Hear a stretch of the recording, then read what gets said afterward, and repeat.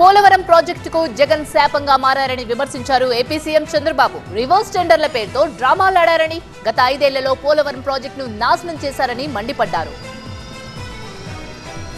పోలవరం ప్రాజెక్టుపై శ్వేతపత్రాన్ని విడుదల చేశారు ఏపీ సీఎం చంద్రబాబు. పోలవరం ఆంధ్రప్రదేశ్ కు జీవనాడి అని, అలాంటి ప్రాజెక్టును గత 5 ఏళ్ల పాటు విధ్వంసం చేశారని చంద్రబాబు ఆరోపించారు. టీడీపీ అధికారంలో ఉన్నప్పుడు పోలవరం పనులు ఒక యజ్ఞంలా సాగాయన్నారు. ఒక్క రోజులో స్పిల్వే ఛానల్లో 32,215 క్యూబిక్ మీటర్ల కాంక్రీట్ పనులు చేసి నాటి ప్రభుత్వం Guinness book of world record సాధించిందని చంద్రబాబు గుర్తు చేశారు. ప్రాజెక్టుల్లో కీలకమైన డయాఫ్రామ్ వాల్ నిర్మాణాన్ని రికార్డు సమయంలో 414 రోజుల్లో పూర్తి చేశామన్నారు. టీడీపీ అధికారంలో ఉన్న 5 ఏళ్ల కాలంలో మొత్తం 72% పనులు జరిగాయని, అందుకు 11,537 కోట్ల రూపాయలు ఖర్చయ్యాయని తెలిపారు. అయితే గత 5 ఏళ్లలో వైసీపీ పోలవరం ప్రాజెక్టు విషయంలో తప్పుడు నిర్ణయాలు తీసుకుని ప్రాజెక్టును నాశనం చేసిందన్నారు ఏపీ సీఎం చంద్రబాబు. రివర్స్ టెండర్లు డ్రామాలాడారని మండిపడ్డారు. పోలవరం అవినీతి జరగలేదని కేంద్రం తేల్చిందన్నారు. పనులు చేస్తున్న సంస్థను కాదని, ఆధారాలు లేని ఆరోపణలు చేసి కాంట్రాక్టర్ను మార్చడం వల్ల పోలవరం మరింత ఆలస్యమైందన్నారు. రివర్స్ టెండర్ల ద్వారా 738 కోట్ల రూపాయలు ఆదా చేశామని గొప్పలు చెప్పుకున్నారని, చివరకు డయాఫ్రామ్ వాల్ ను దెబ్బతీశారని ఆవేదన వ్యక్తం చేశారు. పోలవరం ప్రాజెక్టుకు జగన్ శాపంగా మారారని విమర్శించారు చంద్రబాబు.